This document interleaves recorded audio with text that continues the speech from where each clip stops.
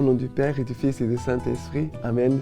Grande joie d'être là avec toi en ce vendredi 6 septembre.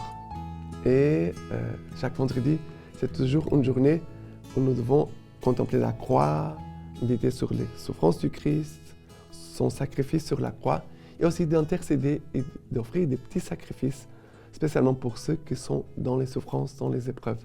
Soutenir nos frères et sœurs souffrants. D'accord?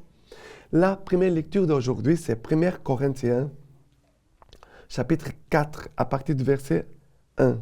On dit ceci.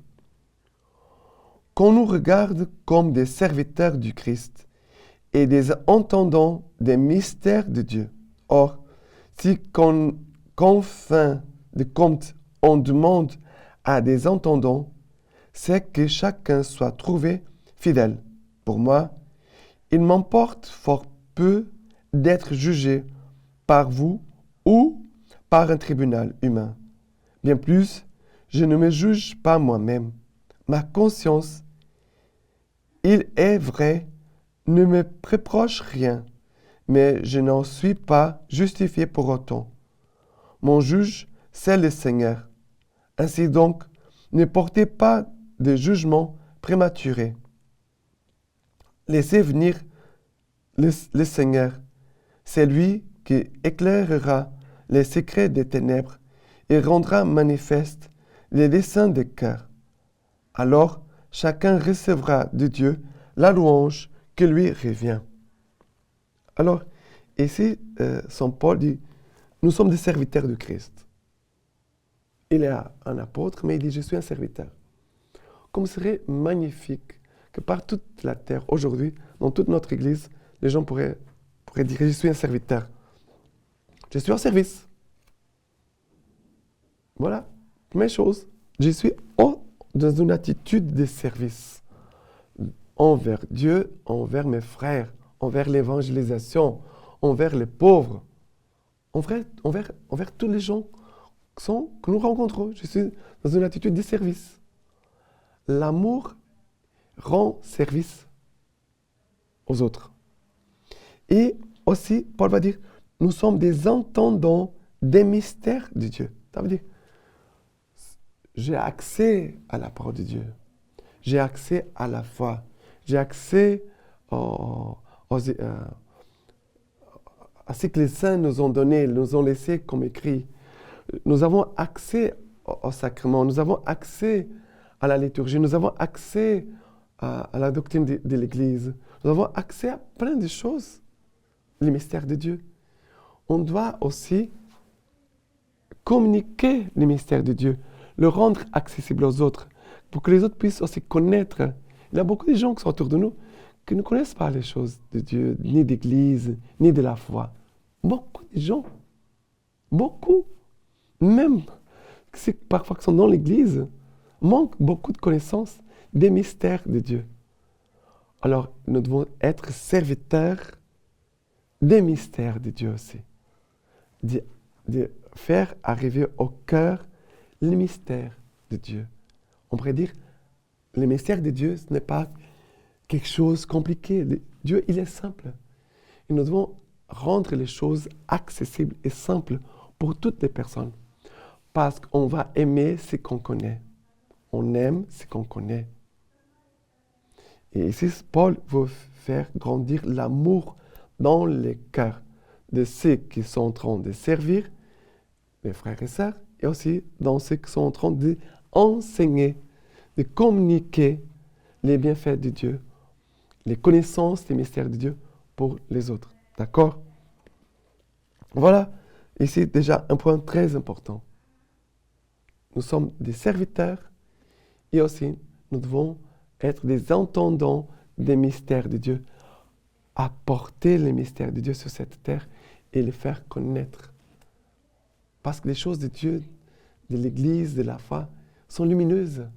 Et notre monde a besoin de cette connaissance et de cette lumière des mystères de Dieu pour nos vies. D'accord? Le psaume d'aujourd'hui, c'est le psaume 37. Le psaume 37, à partir du verset 3.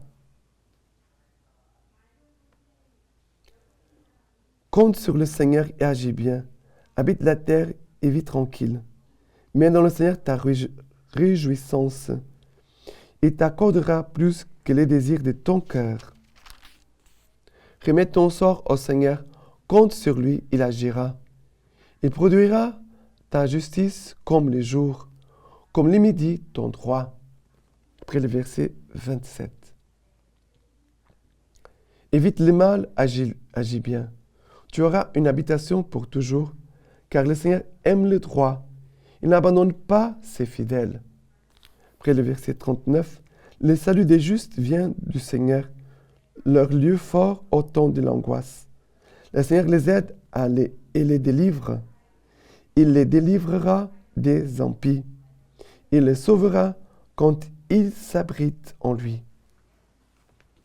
Alors, évite le mal, agis bien. Tu auras une habitation pour toujours. Évite le mal, agis bien. Déjà, ici, c'est une attitude de qui veut être au service du Seigneur. Et aussi de celui qui veut aussi apporter sur notre monde les mystères de Dieu, la connaissance de Dieu.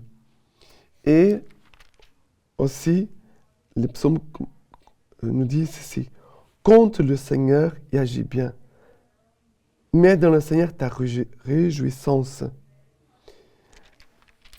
Remets ton sort au Seigneur, confie au Seigneur. Compte sur lui, il agira. Voilà ici quelques versets qui nous aident vraiment à vivre dans une attitude d'union à Dieu.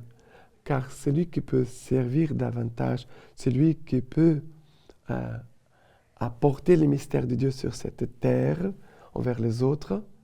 C'est celui qui est uni profondément au Seigneur. Plus d'union avec Dieu, plus de confiance, plus de joie, plus de certitude que le Seigneur, il agit, il est présent au milieu de notre monde. D'accord? Et maintenant, l'évangile d'aujourd'hui, c'est Luc chapitre 5, à partir du verset 33. Mais eux lui dirent: les disciples des gens jeûnent fréquemment et font des prières, ceux des pharisiens pareillement. Et les tiens, ça veut dire les disciples de Jésus, mangent et boivent. Jésus leur dit: pouvez-vous faire jeûner les compagnons de l'époux pendant que l'époux est avec eux? Mais viendront des jours, et quand l'époux leur aura été enlevé, alors ils jeûneront en ce jour-là. Il leur disait encore une parabole. Personne ne déchire une pièce d'un vêtement neuf pour la rajouter à un vieux vêtement. Autrement, on aura déchiré le neuf et la pièce prise au neuf jurera avec les vieux. Personne non plus ne met du vin nouveau dans des outres vieilles. Autrement, le vin nouveau fera éclater les outres, et il se répandra, et les outres seront perdues. Mais du vin nouveau, il le faut mettre en des outres neufs. Et personne après avoir bu du vin vieux, n'en veut de nouveau. On dit en effet, c'est le vieux qui est bon.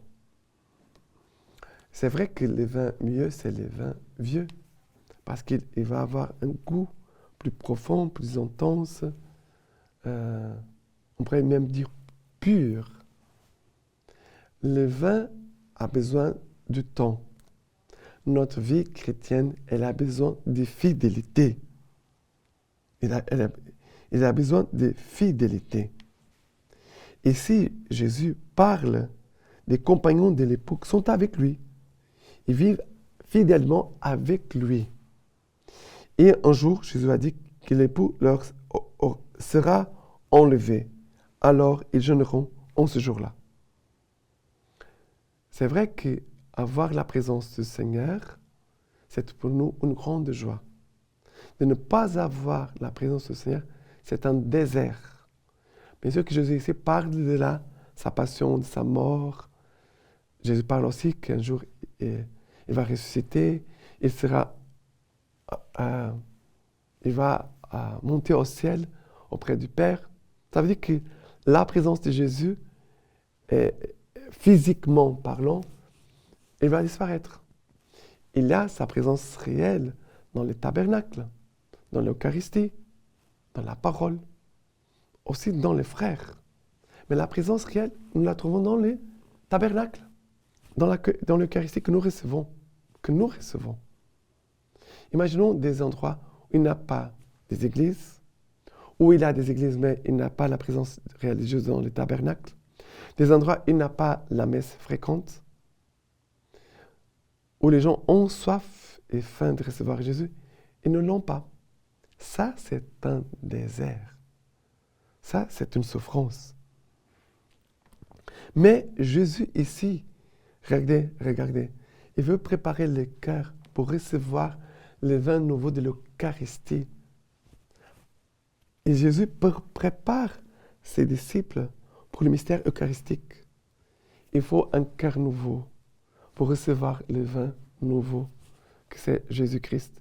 Le sang de la nouvelle éternelle alliance, le sang de Jésus, que nous purifie de tout péché et que nous donne la vie. Jésus, ici, il veut vraiment que nous puissions avoir un cœur nouveau. À chaque jour, renouveler notre cœur par l'action de l'Esprit Saint. Par l'action de la parole de Dieu que nous recevons à l'action divine, elle vient pour renouveler. L'Esprit Saint vient pour renouveler. Notre vie de prière qui doit s'améliorer, elle vient pour renouveler nos cœurs, renouveler nos vies, renouveler nos vocations, renouveler nos missions, renouveler notre façon de servir et d'aimer le Seigneur et les frères et sœurs. D'accord? Maintenant, la lecture patristique d'aujourd'hui de Saint Léon le Grand. On ne peut en douter, les pauvres obtiennent la vertu d'humilité plus facilement que les riches. Ils comptent parmi leurs plus grands bénéfices ce qu'ils dépensent pour soulager la misère et la peine d'autrui. Peu importe l'inégalité des ressources terrestres chez ceux qui sont égaux quant au bien spirituel. Ils ont suscité de nombreux imitateurs de leur foi lorsque, dans la première génération de l'Église, tous les croyants n'avaient qu'un seul cœur et une seule âme. Maintenant, je vous laisse la bénédiction par les mains toutes pures de la Vierge Marie. Dieu Tout-Puissant vous bénisse et vous garde, le Père, le Fils et le Saint-Esprit. Amen.